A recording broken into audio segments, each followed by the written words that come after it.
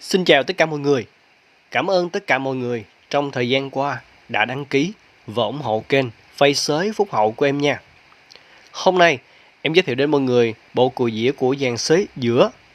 Dàn xới giữa nói như vậy là để bà con hiểu hiểu sao ta.